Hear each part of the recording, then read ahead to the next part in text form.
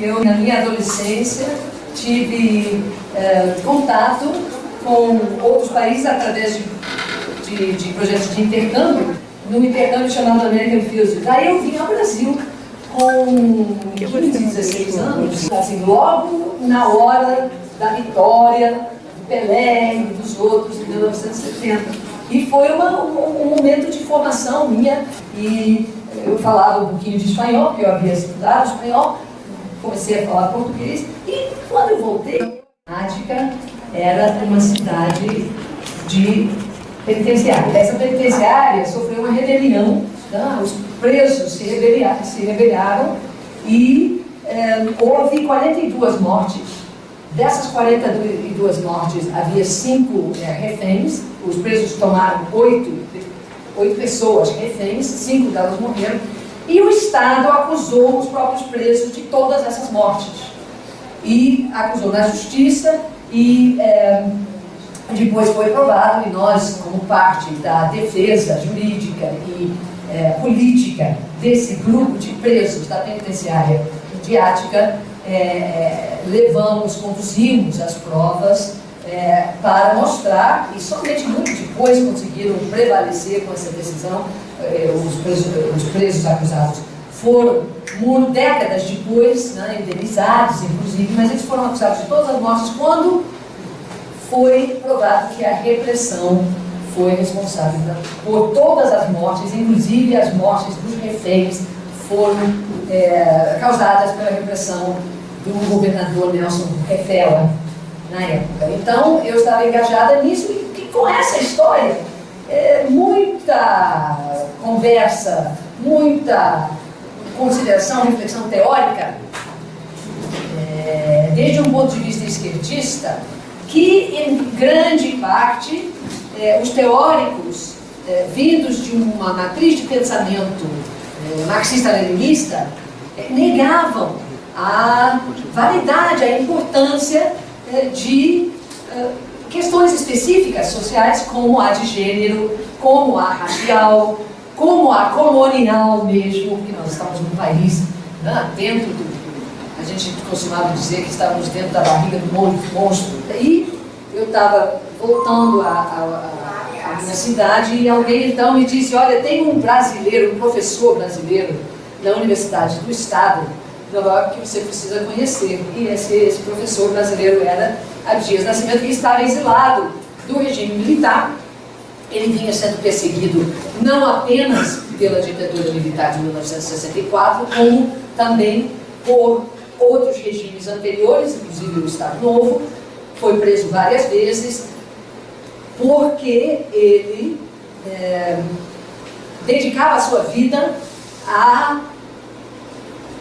conscientização da sociedade brasileira, que procura conscientizar sobre os direitos humanos de uma população esmagada pelo racismo, e também sobre a matriz cultural de alta relevância que essa população trazia na sua ancestralidade em relação ao mundo e em relação ao Brasil, especificamente. Aqui nós estamos num contexto onde a gente está pensando em epistemologia.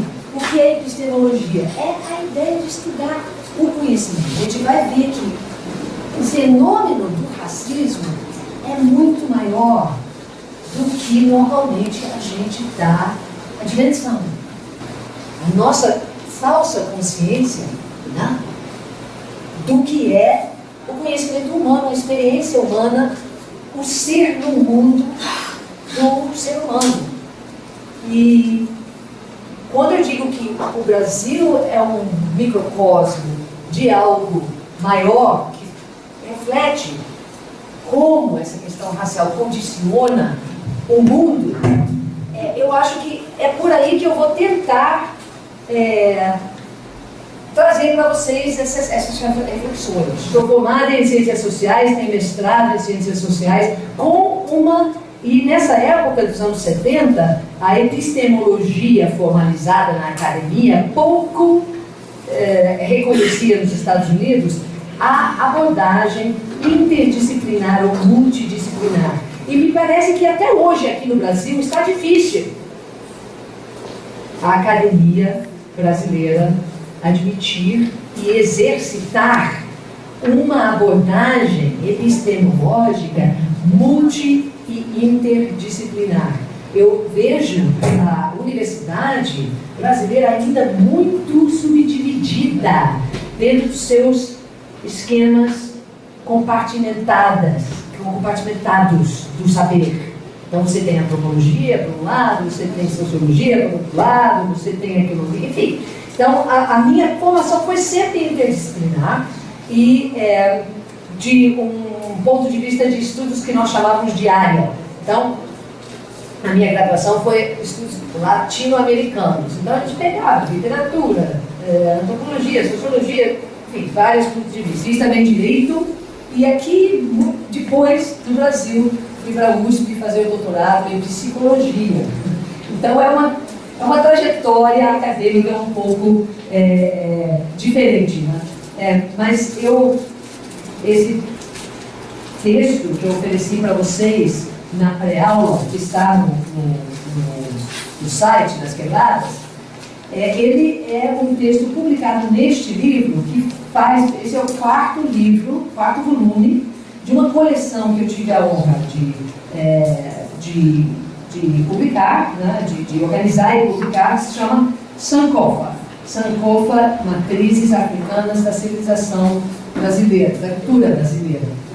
O primeiro volume é esse aqui, é um pouco o que nós vamos ver hoje, a matriz africana no mundo, mais contemporâneo. Sankofa número 2, uma parte toda dedicada ao ensino, que é uma das questões mais importantes do movimento negro, aqui no Brasil, que eu chego em 1981 e já começo ajudando a Dias a fundar o Instituto de Pesquisas e Estudos Afro-Brasileiros, o IPEAFRO, que eu venho pelo IPEAFRO na minha participação aqui e nessa troca, né?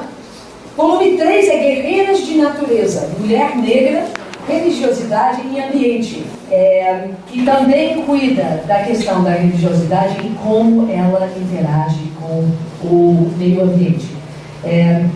Tenho ali textos de uma enviada de Iemanjá, de Lélia Gonzalez, de Beatriz Nascimento, de Flaviana Teodoro, várias autoras que interessam bastante. E esse quarto volume se chama Afrocentricidade. No século XIX, na mesma época em que o grande cientista Gobineau, francês, veio estabelecer a sua tese sobre a superioridade, sobre a hierarquia, né, entre as raças, e as teses de Gobineau prevaleceram aqui no Brasil também, era um grande diferencial, né, para a ideia de que os negros são inferiores, né, de forma inata, que seus cérebros não pensam direito, enfim, são inferiores no sentido científico mesmo. Essa tese científica foi rebatida, na época, por um escritor haitiano que publicou o seu tratado científico sobre a igualdade das raças. Esse autor passou praticamente despercebido, mas ele escreve com o mesmo rigor científico, com o mesmo discurso formal que escreveu o Gobineau.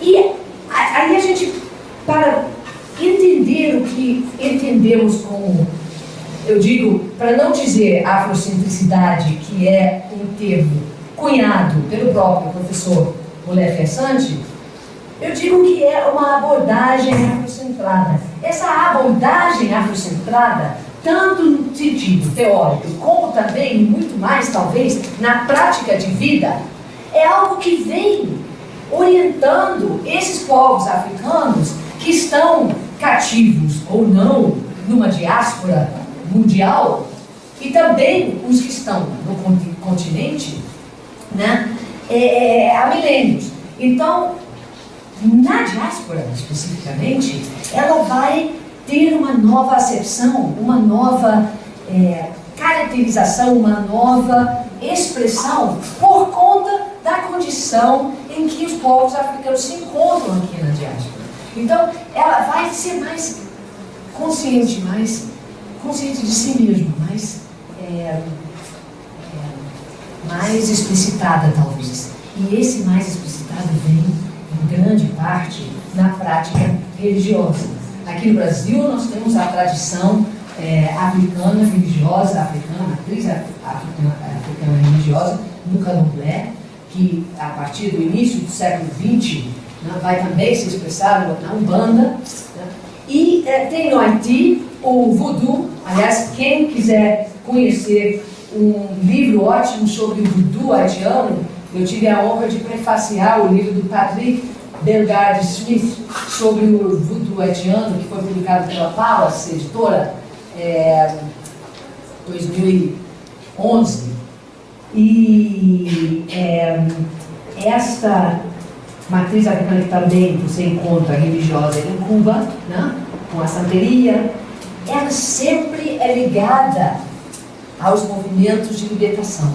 O Haiti foi um país onde foi o primeiro país das Américas a se libertar do jugo colonial.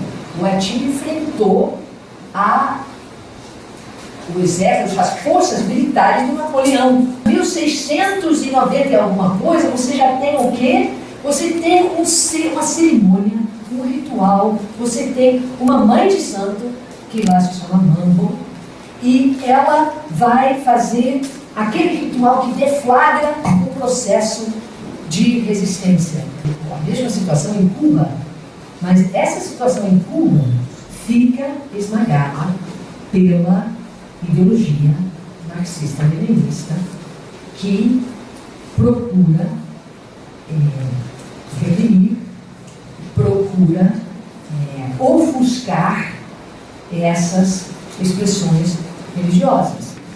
Há várias teorias, várias abordagens europeias ligadas à opressão colonial, que é o eurocentrismo. O eurocentrismo é aquela ideia de você partir para o conhecimento do mundo, definir a sua epistemologia, como se ela só pudesse brotar de onde? Da Europa. Agora, isto, muitos antropólogos diziam, inclusive porque muita gente acha que a questão racial é uma coisa que a gente não devia ficar martelando, não devia ficar falando sobre isso, não é uma coisa importante. Mas quando a gente vê uma dessas correntes, são os antropólogos, tem ainda alguns, né, que diziam o seguinte: esses centrismos, o eurocentrismo, não é tão importante, porque afinal, né, todas as etnias são centradas, a sua mitologia é centrada na sua própria experiência, a sua definição de identidade nacional é centrada na sua própria identidade. Então o eurocentrismo é mais um etnocentrismo. Né? O etnocentrismo eu vou encontrar entre qualquer povo pequeno, uma nação pequena, uma tribo, né? Eles gostam de falar de tribos, que não tem línguas, né? só tem dialetos, não é mesmo? Então, qualquer tribo vai ter uma etnocentricidade, vai ser etnocêntrico, porque a visão de mundo é condicionada por sua própria experiência. Mas aí tem uma diferença muito grande. O eurocentrismo é algo que foi imposto, é um ponto de vista, uma perspectiva particular, peculiar aos europeus e que foi imposto sobre todos os povos do mundo como sendo uma única verdade universal, entre aspas, e que todos os povos colonizados tinham que assumir como deles. Junto à educação, à força militar, vem a opressão religiosa. Assim como estas religiões de matriz africana são o espírito que move toda uma resistência. Qual é a primeira coisa que acontece com o africano escravizado quando vai ser cativo lá na África? vão batizá-lo. Sabe por quê? Porque aí eles vão salvá-lo da sua própria inferioridade, da sua própria infidelidade, da sua própria condição subhumana. E aí vem uma outra questão que, a meu ver, é muito importante. Eu tenho a honra de ter sido convidada para participar de uma comissão criada pela OEB, a OAB, para a Comissão de Verdade sobre a escravatura no Brasil, sobre a escravidão no Brasil, em primeiro lugar. A forma de escravidão praticada na África anterior ao sistema mercantil criado na Europa, que a partir de 1400 e pouco, né, com os portugueses, que foram os primeiros de Portugal, né, e quando eles chegam para levar, primeiro eles não chegaram para levar escravos, né, isso foi uma consequência de toda uma diferenciação em modos de comércio. Eles foram lá primeiro atrás de ouro, marfim e outras coisas, mas aí quando começa essa questão do comércio mercantil de escravos, é a empresa europeia que institui isso. Isso não existia antes. O que existia na África era um sistema assim de servidão. A maioria das vezes era uma questão de cativos de guerra que eram aprisionados e que eram levados a uma posição de servidão. Aí há um grande debate se existia ou não a escravidão como forma de produção na África. O que nós sabemos é que tem uma diferenciação muito importante em relação ao sistema de escravismo instituído nas Américas, que é exatamente esse contexto ideológico que definia o africano como um sub-humano, como alguém que não era gente. Aí é que está a maior diferença. O negro não era gente. E isso é uma questão que também tem raízes históricas muito anteriores. Mas essa questão e também a escala do comércio não existia na África. Então, o que acontece? Você vê muitas vezes os estudiosos, eu vi, por exemplo, recentemente, passando na televisão, uma reprise de uma entrevista que o Gilberto Gil deu há vários anos atrás, ao Milton Mourão, né? O Milton Mourão tem um grande respeito, ele é um dos que está fundamentando agora o pleito do Rio de Janeiro para que a região portuária, o Cais do Valongo, seja considerado patrimônio mundial pela Unesco. E aí, naquela época, o Milton pergunta para o Gil, né, porque eles estão falando do Benin, né, do atual país de Benin, a antiga da UNE, desculpa. E aí eles dizem, não, porque os reinados africanos, na época, na verdade, esses reis, eles se enriqueceram com o tráfico.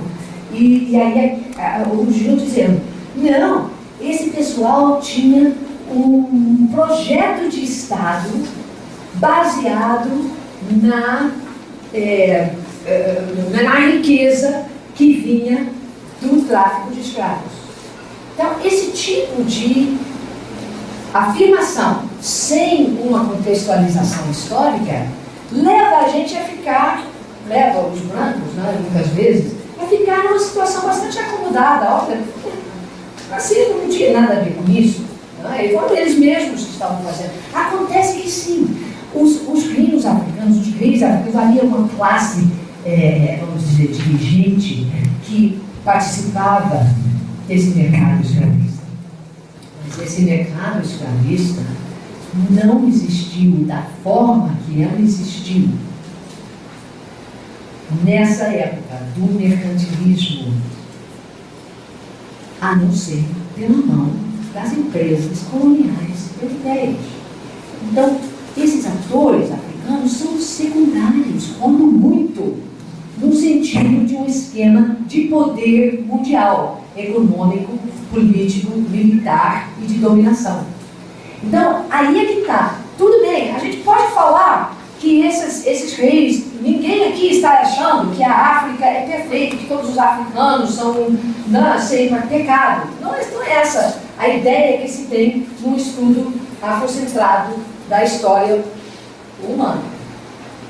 Mas o que se tem é a ideia de colocar essas coisas no contexto. Quando a gente reconhece o motivo de fazer esse tipo de afirmação, os africanos é que escravizavam seus pares na África, dentro de um contexto de tirar a importância e o peso da dominação racista e colonial, do ponto de vista, ou seja, tirar isso da nossa epistemologia e fazer com que nós olhemos apenas o lado dos africanos que participavam. Essa que é a questão. O contexto mundial, esses africanos não tinham uma importância no contexto mundial que era a maquinária, que fazia a estrutura desse tráfico no mundo. Eu acabo dando muita ênfase a isso, talvez tomando muito tempo com esse assunto, porque me parece uma coisa importante, entre outras coisas muito importantes para a gente ver dentro dessa questão da afrocentricidade. Mas então, no primeiro capítulo, talvez eu possa disponibilizar com vocês, através do site também, é um microcosmo deste histórico aqui. Porque nos anos 60, nos anos 70, nos Estados Unidos e em outros lugares, nós temos um movimento no sentido de recapturar aquilo que sempre foi periferia. E mais, porque havia centros de estudos africanos nas universidades, mas esses centros de estudos africanos eram controlados com seus conceitos definidos e com sua abordagem epistemológica estruturada por quem? Pelos cientistas europeus que vinham tratar a antropologia, a sociologia, a economia, todas essas áreas que compunham os estudos africanos da época desde um ponto de vista eurocentrista. Então, qual era a proposta do pessoal? Era exatamente, vamos não apenas quebrar a barreira do acesso, que a gente estava falando do museu, o museu que não é o conteúdo, é o acesso que a gente precisa, mas a gente precisa também trabalhar ver de forma crítica esse conteúdo que está tanto no museu como também na academia. Então a ideia deles era que nós precisamos, os protagonistas disso tem que ser nós mesmos. E aí nós vimos o L.D. Bill, o nosso amigo estava citando o L.D. Bill, onde ele diz a arte de quem faz, tanto na arte como na academia. E aí, a academia também pode ser uma arte, porque você constrói conhecimento, o que é mais uma arte do que você formar, de você esculpir, de você fundamentar e vir à forma um pensamento, um conhecimento, uma pesquisa, não é? Então é a arte de quem faz. Então eles diziam isto: não dá para mudar esta epistemologia que vem nos oprimindo, não só os negros africanos, não só os negros em sociedades multirraciais, industriais como os Estados Unidos ou como no Brasil, com todos os povos, e aí também os povos brancos, porque o conhecimento liberta a todos. Então, aí me parece que, assim como a Quebradas, trazer uma nova visão construída a partir da periferia, em que a periferia é o ator, é o divulgador, é o protagonista. Da mesma forma, os estudos africanos, então os estudos africanos, como também alguém pode ter uma coleção de artes africana, tudo que tem tem a ver com a África em suas múltiplas dimensões, porque a África é enorme, é muito grande, e quando você multiplica ainda pelas suas experiências na diáspora, em vez de falar, de início havia a proposta de estudos negros, chamavam estudos negros, que era uma postura interdisciplinar que estudava o quê? Os diferentes aspectos político, econômico, cultural, histórico, dos povos negros, do povo negro, vamos dizer, nos Estados Unidos, ou do povo negro no Caribe, ou do povo negro em outro lugar. E aí, à medida em que essa disciplina foi se desenvolvendo, passou a ser estudos afro-americanos, ou depois, estudos africanos, eles não queriam usar na sua acepção convencional, porque essa acepção já havia sido sequestrado pelos estudos africanos feitos e concebidos pelos professores eurocentristas, que era a visão eurocentrista sobre a África. Então, para distinguir isso, se usou muito essa expressão. E aí, então, no artigo, alguém aqui conhece, já ouviu falar do Kwanzaa? Fazia parte do movimento chamado Black Power nos Estados Unidos, né? Pessoal. Mas ele era um intelectual. E o que ele fez com essa proposta do Kwanzaa? O Kwanzaa é uma espécie de, não é feriado, mas é celebração, né? No final do ano, na virada do ano, que pega os referenciais da língua Swahili, como Nia, que é fé, Kudishagalia, que é criatividade, não, Kuumba é criatividade, Kudishagalia é economia coletiva ou cooperativa, Umoja é unidade, o Jama são economia, uma forma de distribuição econômica igualitária. Esses são princípios. O que ele pegou foi princípios tirados de um corpo de pensamento africano expresso na língua, e aí é língua mesmo, não é dialeto, na língua africana mais falada, que é o Kiswahili.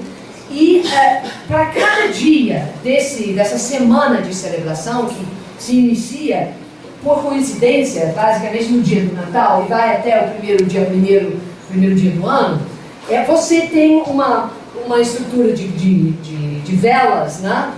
E você acende uma vela para um desses princípios em cada um desses dias. E a ideia, então, é você meditar sobre isso, conversar sobre isso. O que significa Nia na nossa família, na nossa comunidade? O que é isso para o povo negro? Enfim, o que significa o Jama? Como é que a gente pode desenvolver uma prática econômica para a nossa comunidade que seja benéfica para todos nós? Enfim, então, esse Kwanzaa é um feriado que passou a ser bastante bem conhecido nos Estados Unidos como um feriado da comunidade negra e como uma prática, e infelizmente com nossa economia voltada para as mercadorias, né, acabou sendo mais uma ocasião para comprar presente, né, e dar presente para as pessoas, etc. E tal. Mas tem essa acepção conceitual também. E a Kwanzaa fazia parte de uma proposta maior chamada Kawaida, onde o Karenga propunha, a partir do estudo desses mesmos 7 princípios, né, uma forma de articular uma filosofia de vida, né? E também o fundamento para uma epistemologia que iria embasar esses estudos africanos, né? Esses estudos negros, que houve um movimento muito grande, né, em muitas universidades, inclusive eu diria que, assim como a Quebradas é um microcosmo desse fenômeno, também no Brasil nós tivemos nos anos 40, 1944, aqui no Rio de Janeiro, é fundado o Teatro Experimental do Negro. O Teatro Experimental do Negro, aí a gente vem para o experimental, né? Aquilo que a Heloísa falou hoje de manhã, que é a ideia de um conhecimento dinâmico e vivo, que quase por definição vai ser experimental. Porque você está sempre experimentando, até mesmo nas exatas, você está sempre partindo do experimento para chegar na conclusão ou na confirmação da hipótese. Você está partindo do experimento até para formar a sua hipótese. A pesquisa nas humanidades é a mesma coisa. Você informa a sua hipótese a partir do quê? A partir do estudo, né? Mas esse estudo tem que ser sempre novo. Então o experimento é algo que, na verdade, a meu ver, é básico ao conhecimento, mas que foi esquecido numa prática acadêmica que tornou-se rígida e tornou-se capaz de ficar acomodada na ideia de preceitos fixos, né? Então, assim, a meu ver, essa ideia do experimento, do experimental, que vem do Teatro Experimental do Negro, e aí, mais uma vez, é teatro também, né? A nossa amiga, a coordenadora pedagógica, veio do teatro, né? O teatro é a Georgina. Pois é, a Georgina veio do teatro lá em Nova Iguaçu. Quando você falou disso, eu pensei muito no Teatro Experimental do Negro, porque naquela época, em 1940, você tinha uma maior presença do teatro como forma cultural mesmo, né? O cinema não estava tão acessível, não tinha televisão, então o teatro era uma grande expressão, o palco era grande. E quem é que estava nesse palco?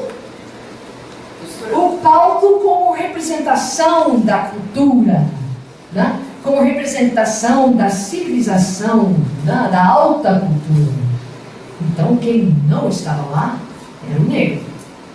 O negro era identificado como subalterno, como aquele que poderia talvez até entrar para limpar o chão depois do espetáculo, mas não estaria nem na plateia, nem muito menos no palco, e nem também na literatura dramática encenada nesse palco.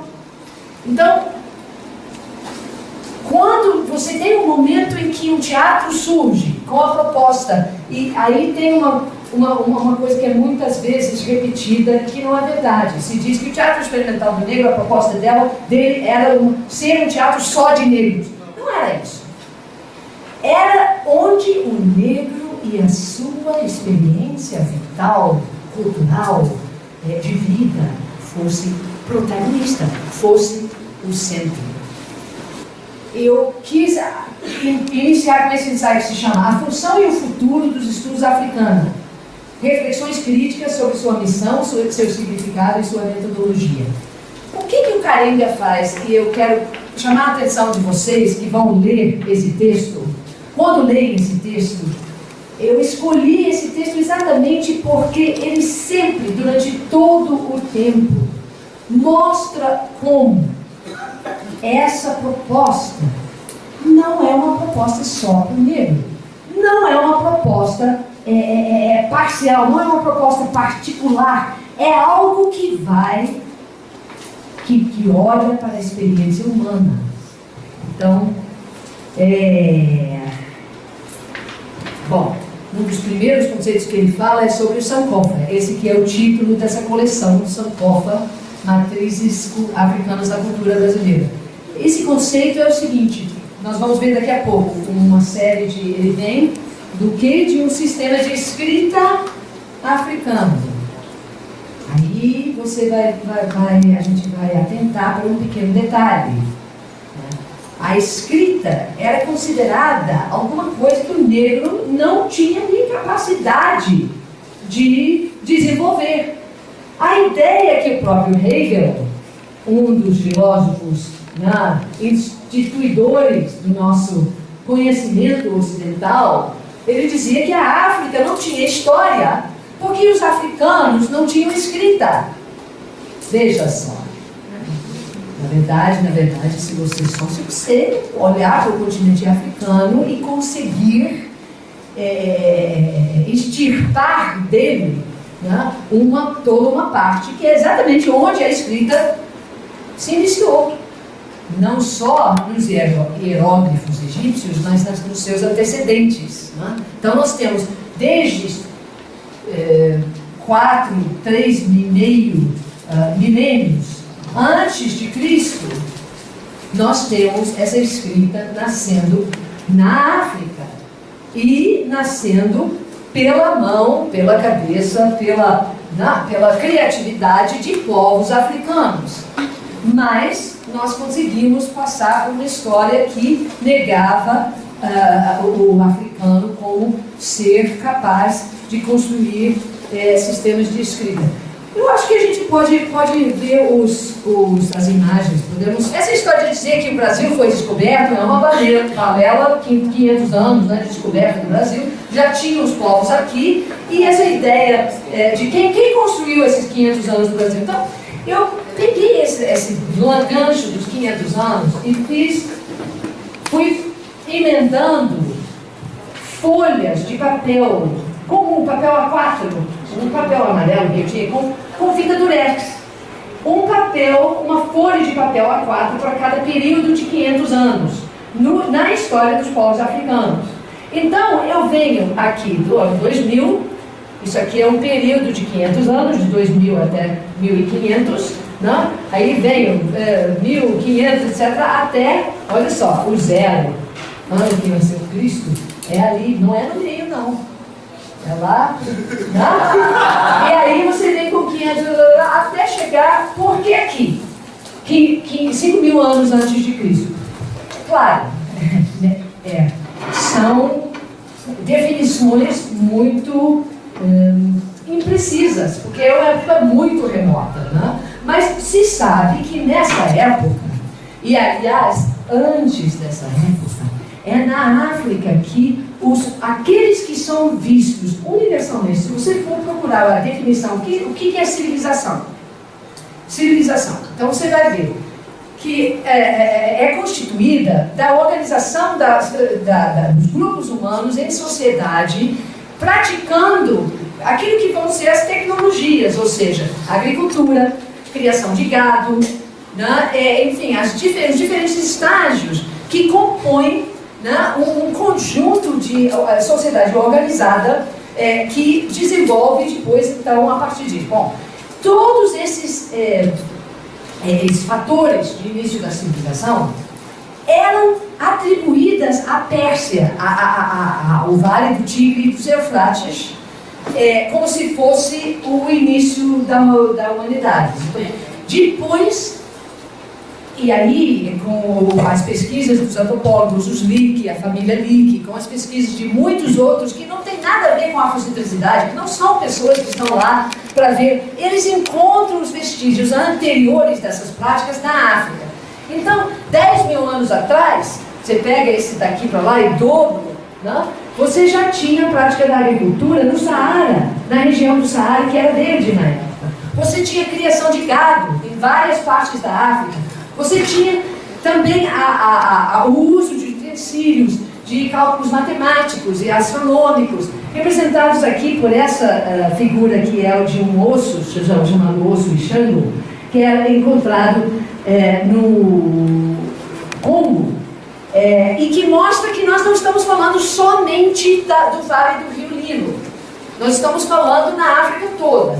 Então você tem essas coisas acontecendo, você tem culturas com objetos de arte, você tem a escrita também se desenvolvendo, ainda não os hieróglifos, mas os escritos nessas culturas pré-ginásticas que resultam da confluência de populações que saem da região do Saara, enquanto vai se desertificar, e do sul da África, que sobem até o norte e vão se encontrar, confluindo no Vale do Rio Nilo. Por isso que o Vale do Rio Nilo vai ser esse local, né, do broto dessa civilização que depois se expressa na civilização dinástica egípcia.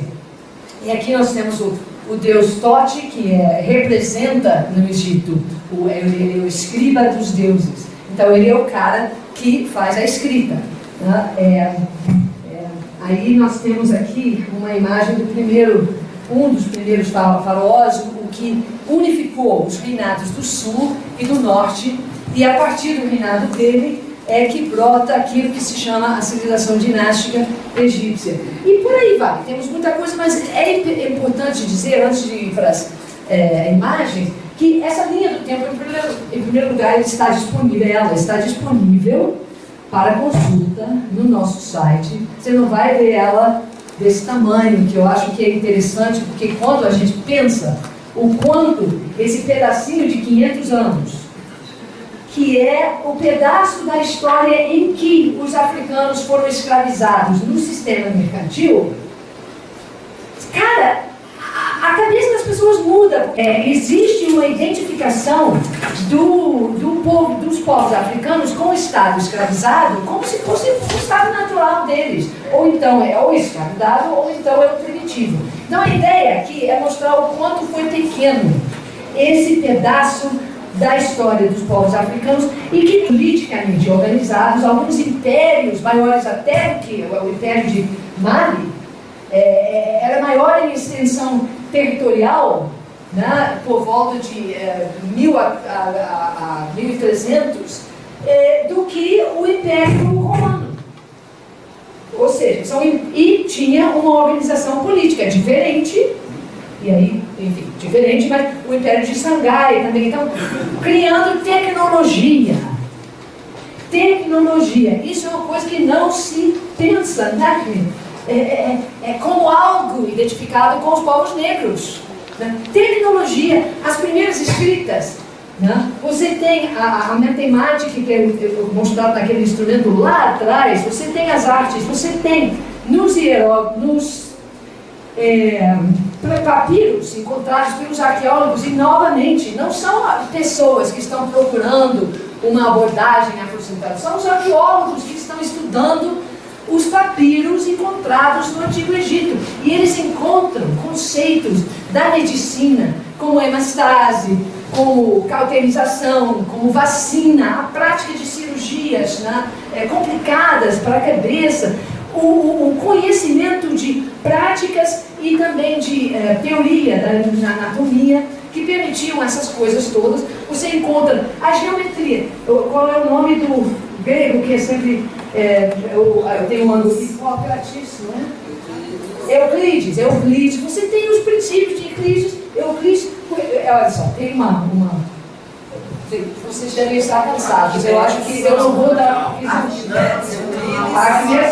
Você encontra esses conceitos nos papiros dessa época de cá, 1500, 2000 anos antes de Cristo.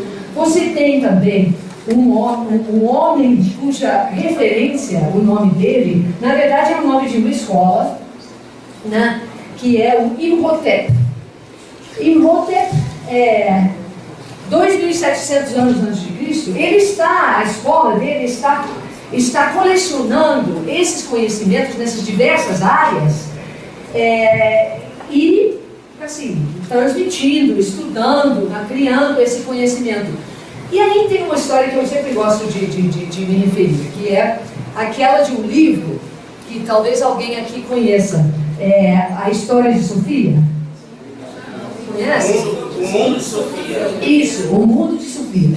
O Mundo de Sofia é uma abordagem popularizada da história da filosofia. E como é que é a história da filosofia? A história da filosofia começa onde? Na Grécia, com os pré-socráticos, não é isso? Então é lindo, porque ele faz uma história onde, e isso é documentado historicamente, e os egípcios, os gregos não tinham problema nenhum com isso, porque eles mesmos escreviam: olha, eu fui ao Egito, eu fui a Alexandria, eu fui ao Egito, conhecer, estudar, papapá. Eles não tinham problema nenhum com isso. Tá? Então, agora, infelizmente eu esqueço, eu não tive tempo de... Mas eu acho que é Anaximander. Se não for Anaximander, é o Anaxágoras. Mas pega um depoimento de um desses pré-socráticos que conta a sua ida ao Egito. E ele está ali, junto às pirâmides, fazendo observações sobre o Rio Nilo e os ciclos do Rio Nilo, e está fazendo, ele faz uma grande sacada matemática, porque ele diz o seguinte: olha, eu posso calcular a altura da pirâmide pegando a proporção da minha altura e a minha sombra. No mesmo momento, eu meço a sombra da pirâmide e vou calcular a altura da pirâmide. Olha que coisa mais revolucionária! Parece que essa pirâmide é um fato da natureza, porque está ali, é uma rocha, é uma obra de Deus. Ninguém precisou conhecer ângulos, geometria, engenharia, enfim, nenhum tipo de conhecimento tecnológico vai informar a construção daquela pirâmide, né? E assim como as pirâmides, tem muitas outras coisas que os egípcios que trabalhavam com ângulos, esse aqui, discursavam sobre o teorema, né, da definição desse ângulo. E além de, aqui nós temos uma foto da esfinge, né, porque aí você tem que levar em conta que, sim, é evidente que os estudiosos europeus, no auge do tráfico escravista, no auge do colonialismo, no início do século XIX, vão encontrar não só essa imagem, como também a Pedra Roseta, onde estavam esculpidos textos nos hieróglifos egípcios e também em diversas outras línguas conhecidas pelos pesquisadores que estavam lá, os arqueólogos, né, que descobriram a Pedra Roseta. E foi aí que eles entenderam a extensão do conhecimento que existia no Egito. Porque eles viram que essa língua era capaz de transmitir e estudar os conceitos que eles atribuíam somente a povos muito posteriores. Como é que eles vão ser os criadores desses hieróglifos e desse conhecimento todo que nós estamos vendo que foi construído no Antigo Egito? Esse material foi idealizado, na verdade, para as escolas, né? Com várias. Isso também está no nosso site. Obrigada a você.